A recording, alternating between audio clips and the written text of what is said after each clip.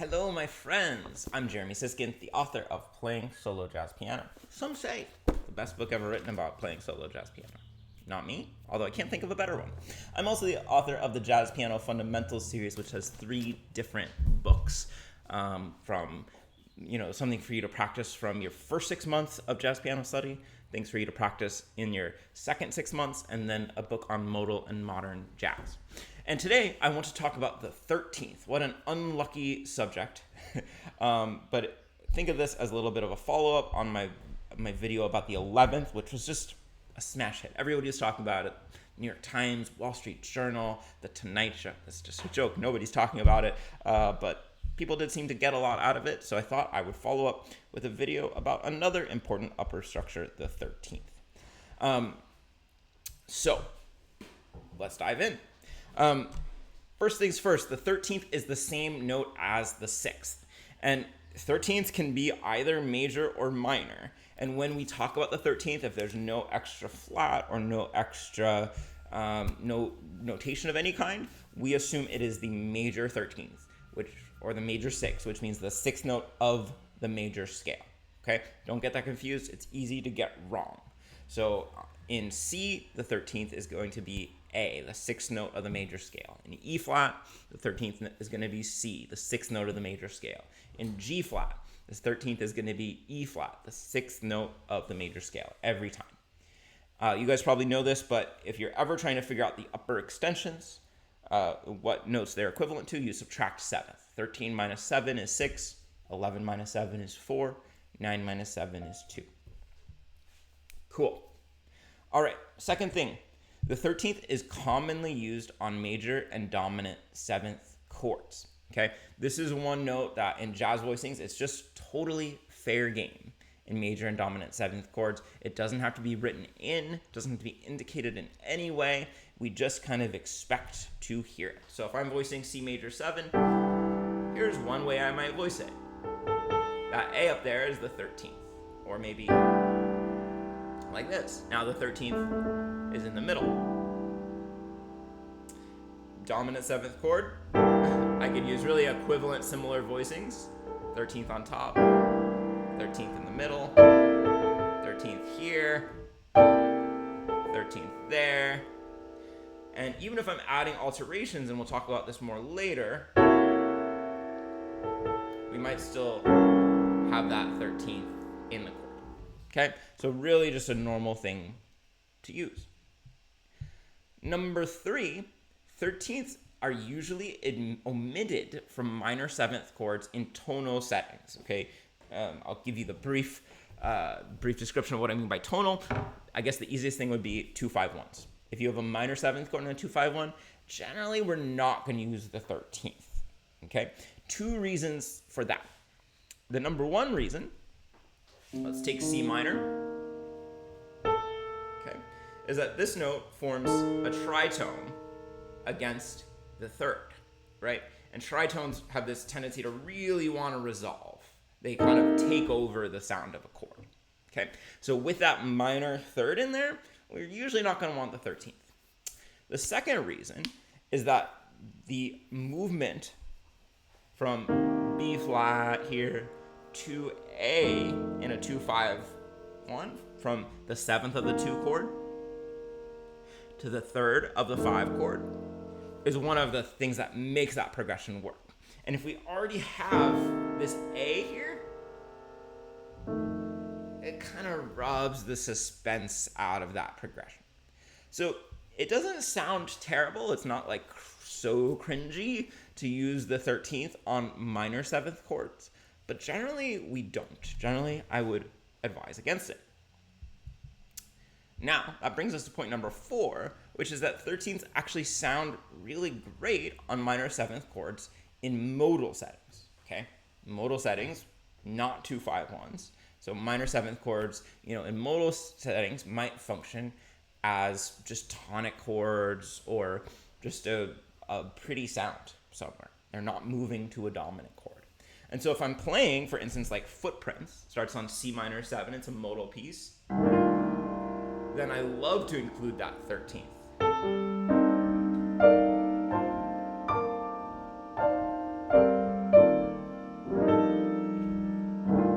Same thing if I'm improvising. I love to include it's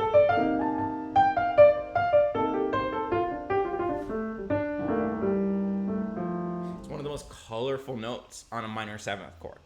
So in tonal settings, in a 2-5-1, I would kind of avoid that 13th. I'd treat it as a non-chord tone.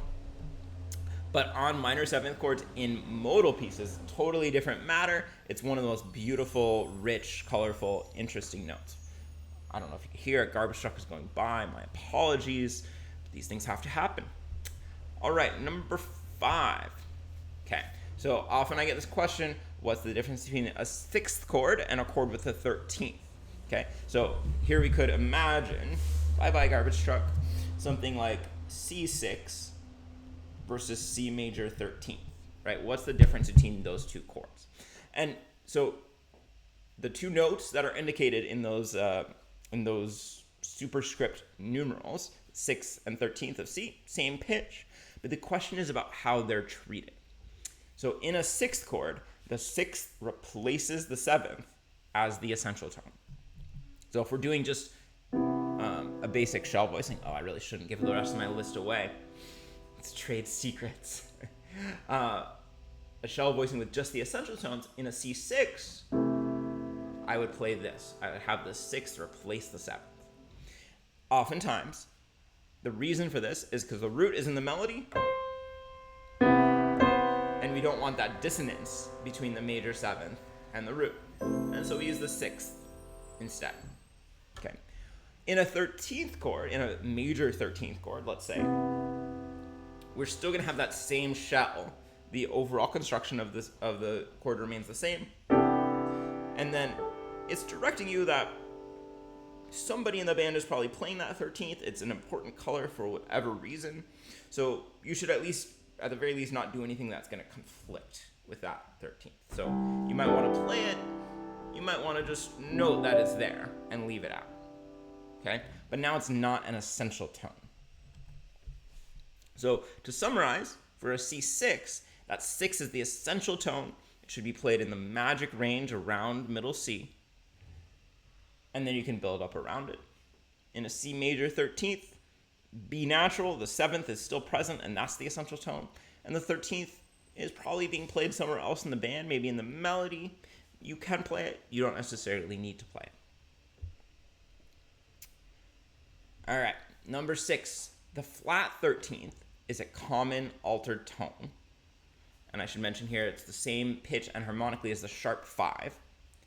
The sharp 13th really isn't used. I'd be weirded out if I saw the sharp 13th in a chart. So let's start with this idea of the sharp 13th and why it's not used. So if we think about the key of C, an A sharp is going to be B flat. So that starts becoming the minor or dominant 7th. Okay. So, we have another name for that. We just don't really ever or very, very rarely call it the sharp 13th. I would question that if any student turned it in a chart. The flat 13th, however, is one of our most important altered tones. So if, for instance, we're doing a 2-5 to F,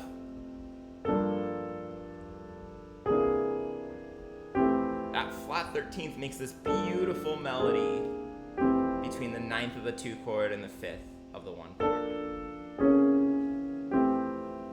And this becomes especially important in minor keys. Okay. And, I'm going to add this as number 8 to my list. And let's do it together. We're going to come back to 7. Oh, this is chaos. Oh, no. In minor keys, the 13th of dominant chords should be flat. Okay. I know that's really messy. In minor keys, the 13th of dominant chords should be flat. So if we think about the key of F minor, where we have C7 as the dominant chord, the 5 chord, then we want to use a flat 13th each time. Why? If we use a natural 13th, we have an A natural, and that's the major third in F minor. So that A natural really doesn't fit in the key. Okay, so we want to use a flat 13th when we have a dominant, a 5 chord in a minor key. Because otherwise the natural 13th will be the major third. Okay, it's often not going to be written in a chord symbol, but you kind of need to know your key signature and which tones you're choosing. And then lastly, number 7, we're flipping back to number 7. Okay, so the 13th, interestingly, is part of both a half whole and a whole half octatonic scale. What do I mean? Okay, so if I'm taking C octatonic, we use the half whole octatonic scale with dominant chords. That alternates between half steps and whole steps, starting with a half step. And this has an A natural. And this is important because we often form voicings that kind of are related to that octatonic scale. So we might have a voicing with a lot of altertones, but an A natural, but the natural 13th.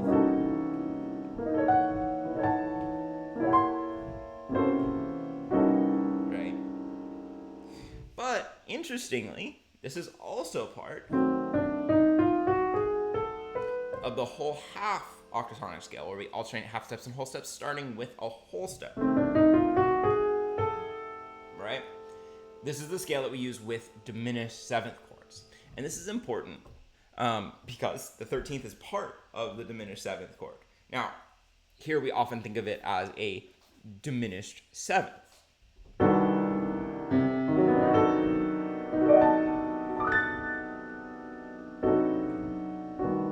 Right? We don't think of it as the 13th anymore in this case, but it is interesting to note that this is one pitch that's common to both of those octatonic scales.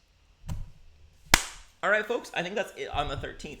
If this was a good level for you, then Jazz Piano Fundamentals Book 2 might be a really good choice. If this was a little bit tricky for you, you might want to study Jazz Piano Fundamentals Book 1 before getting into all this fun upper extension talk. Thanks for watching. Comment with something about a horror movie, because I'm thinking all this time about Friday the 13th, also a great Monk tune. Have a great one, everybody. I hope there's no horror movies in your future.